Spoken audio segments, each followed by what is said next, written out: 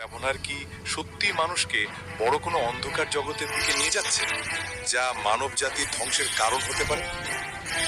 আজকের এই পুরো ভিডিওতে আমরা আলোচনা করব এআই কি,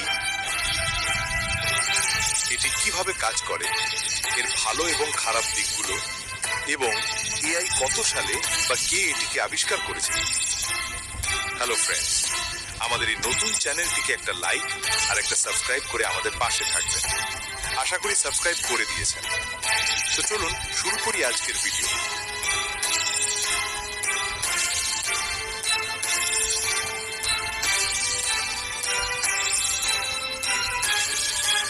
তো প্রথমেই আসি প্রশ্ন, এআই আসলে কি?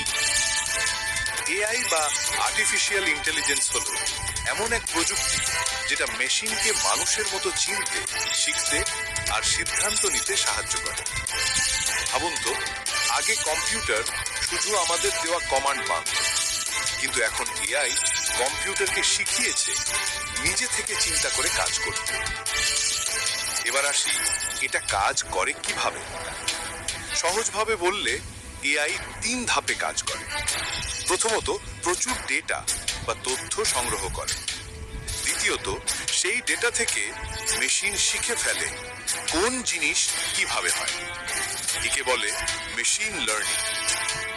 তৃতীয়ত, শিখে নেওয়া তথ্য ব্যবহার করে ভবিষ্যতের সিদ্ধান্ত নেয়।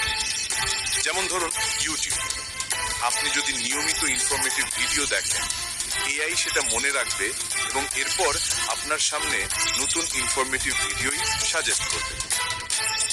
সবকিছুরই ভালো ও খারাপ দিক রয়েছে। তো প্রথমে আমরা এর ভালো দিকটি তুলে ধরি। যেমন, এটি অনেক দ্রুত কাজ করতে পারে, সময় বাঁচায়, মানুষের কষ্টকর কাজকে সহজ করে দেয়। ডাক্তারি, ব্যবসা, শিক্ষা, এমনকি মহাকাশ গবেষণায়ও এখন এআই বিশাল ভূমিকা রাখছে। আর সবচেয়ে বড় কথা হলো, এআই 24 ঘন্টা কাজ করতে পারে, মানুষের মতো বিরতি লাগে। এবার আসি এর খারাপ দিক। প্রথমত, চাকরির বাজারই বড় হুমকি তৈরি করতে পারে। অনেক কাজ মানুষ না করে মেশিন করবে। দ্বিতীয়ত, সবসময় সঠিক সিদ্ধান্ত নেয় না, যে কারণে ভুল করলে বড় কোনো ক্ষতি হতে পারে। তৃতীয়ত, মানুষ যদি পুরোপুরি এআই এর উপর নির্ভর করে, তবে আমাদের চিন্তা শক্তি কমে যাবে। আরেকটা বড় সমস্যা হলো সাইবার নিরাপত্তা আর নৈতিকতা।